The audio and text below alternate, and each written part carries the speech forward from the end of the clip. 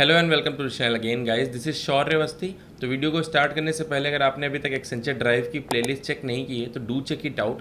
Also for more technical updates and job opportunities join my WhatsApp channel. और recently अभी मैंने Accenture communication round पे एक complete video बनाई है जिसमें सारे सेक्शंस को कंप्लीटली ब्रेक डाउन करके एक्सप्लेन किया है। तो इन तीनों की लिंक आपको नीचे डिस्क्रिप्शन में मिल जाएगी। तो without wasting much of the time video को शुरू करते हैं। तो आज की वीडियो में हम कवर करने वाले हैं 6 सितंबर 2024 में आई एक्सेंचर कोडिंग राउंड की प्रॉब्लम्स। ठीक है, तो ये कुछ इंस्ट्रक्शंस हैं जो अपनी पुरानी वीडियो में भी कवर कर चुका हूँ। डायरेक्टली हम प्रॉब्लम पे जंप करते हैं। तो ये एक रिपीटेड प्रॉब्लम है जो प्रॉब्लम नंबर 1 है यहाँ पे। ठीक है, इसमें हमें क्या करना है कि हमें एक एरे गिवन है ए ऑफ लेंथ n, हमें बस लेबल करना है इवन ऑड। ठीक है, फॉर एग्जाम्पल अगर हम यहाँ पे बात करें तो अगर यहाँ पे हम देखें तो n इज इक्वल्स टू 4 है। ठीक है, और 1 2 2 3 4 एलिमेंट्स इसमें गिवन है।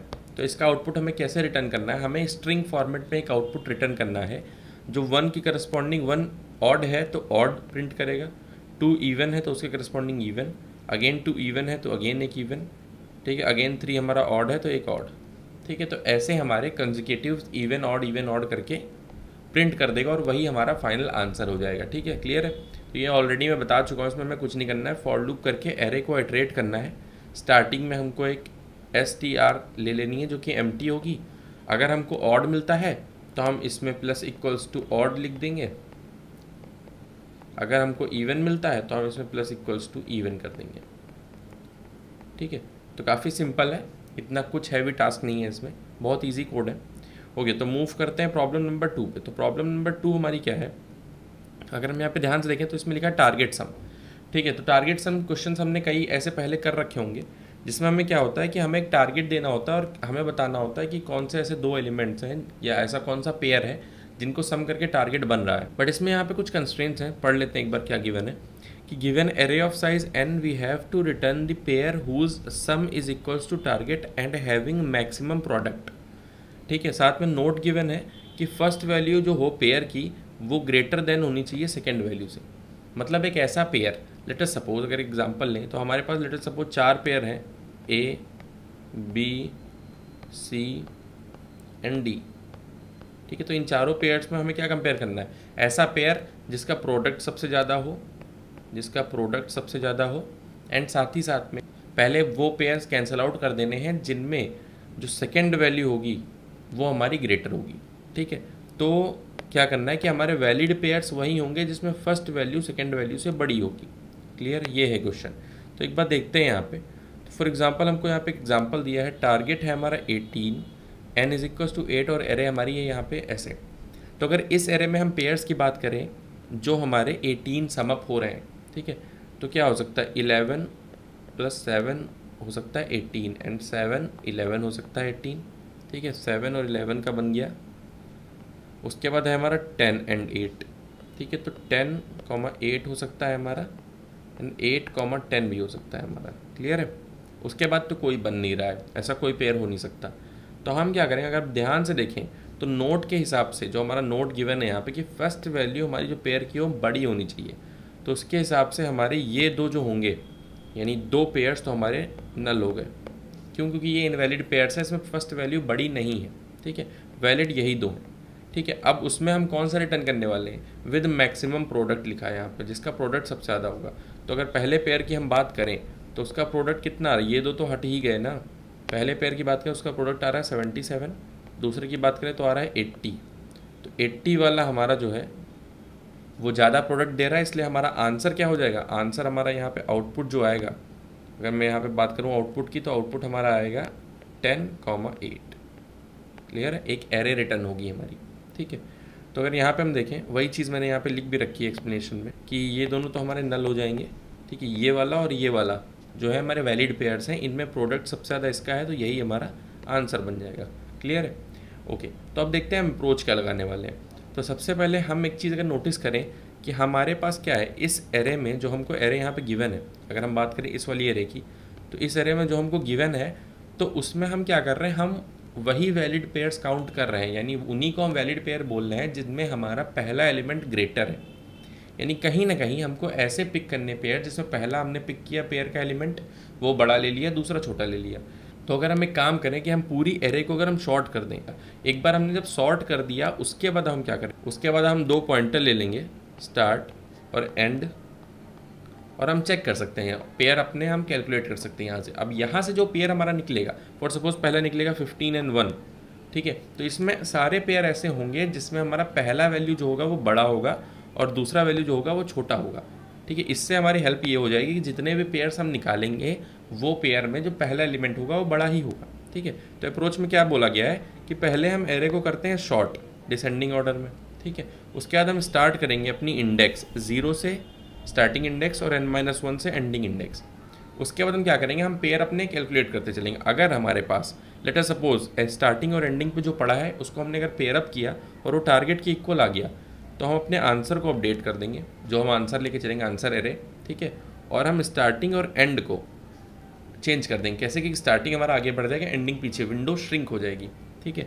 अगर ऐसा होता है कि हमारा जो स्टार्टिंग और एंडिंग पे एलिमेंट्स पड़े हैं वो पेयर अप होकर टारगेट से छोटा वैल्यू प्रोड्यूस करते हैं, तो हमारा क्या होगा, अगर हम टारगेट से छोटा वैल्यू हमको मिलता है, अगर लेट अस सपोज यहाँ पे देखो टारगेट है 18, ठीक है, और स्टार्ट है यहाँ पे, एंड है यहाँ पे, अब टारगेट से छोटा वैल्यू मिल रहा है तो क्या हो रहा है, अगर टारगेट से छोटा वैल्यू जैसे यहाँ पे मिल रहा है 16 विच इज़ लेस देन 18, तो हम क्या करेंगे, अगर हम इसको आगे बढ़ाते हैं तो और छोटा वैल्यू हमको मिलेगा, इंस्टेड ऑफ इसको आगे बढ़ाने अगर हम इसको पीछे बढ़ाते हैं तो हमको बड़ा वैल्यू मिलेगा क्योंकि डिसेंडिंग ऑर्डर में है।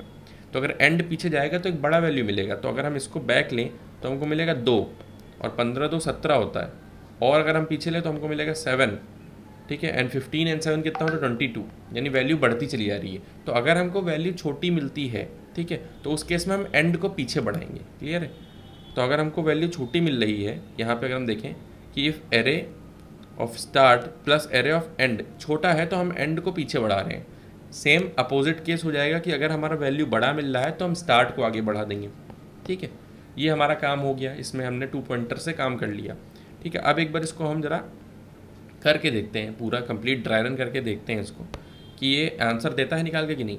तो सबसे पहले हमने क्या किया, सबसे पहले एरे गिवन हमने सॉर्ट कर लिया, उसको एरे हो गई हमारी सॉर्ट, ठीक है।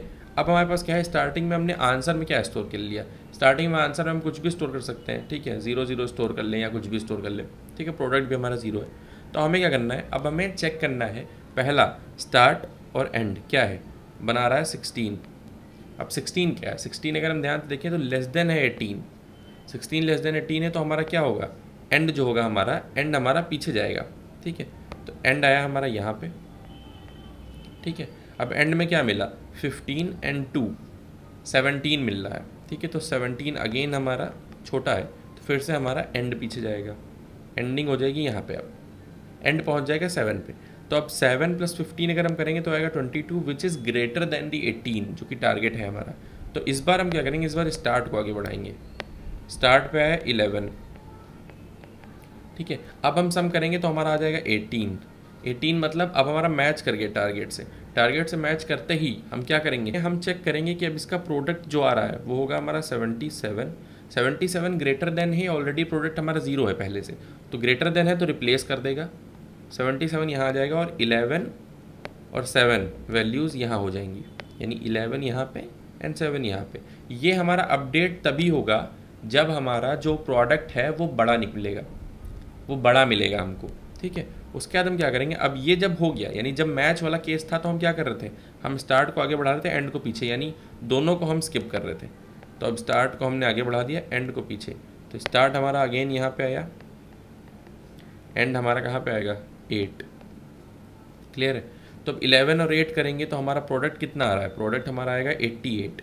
अगर हम इसका प्रोडक्ट निकालें तो वो आ जाएगा 88, ठीक है। और सम करें तो सम आ जाएगा 19। सम भी हमारा जब मैच ही नहीं हो रहा तो प्रोडक्ट निकाल के तो फ़ायदा ही नहीं है, तो हमें छोटा करना है, यानी अब हमें 19 है, 19 इज़ ग्रेटर देन 18, तो हमें कम की तरफ जाना है। कम की तरफ जाने के लिए हम स्टार्ट को आगे बढ़ाएंगे, स्टार्ट को आगे बढ़ाएंगे तो हमारे पास क्या हो जाएगा 10, ठीक है। अब जब यहाँ पे स्टार्ट पहुँच गया और यहाँ पे एंड पहुँच गया, तो इन दोनों का जब हम प्रोडक्ट लेंगे और इन दोनों का जब हम सम लेंगे, तो अगर हम सम देखें तो सम बनना है 18, मतलब ये एक वैलिड पेयर हो सकता है। प्रोडक्ट इनका आया 80, ठीक है। तो अगर हम देखें तो 80 जो है वो 77 से ज़्यादा है, यानी वो रिप्लेस कर सकता है, तो 80 ने रिप्लेस कर दिया 77 को। और यहाँ पे जो हमारा स्टार्ट और एंड पे वैल्यूज़ पड़ी हैं वो हमने डाल दी, दैट इज़ 10 एंड 8। क्लियर है। उसके बाद अगेन जब हम आगे मूव करेंगे, अब जब हमारा मैच वाला केस मिलता था तो हम दोनों को ही स्किप करते हैं, यानी स्टार्ट को एक आगे बढ़ाएंगे, एंड को एक पीछे।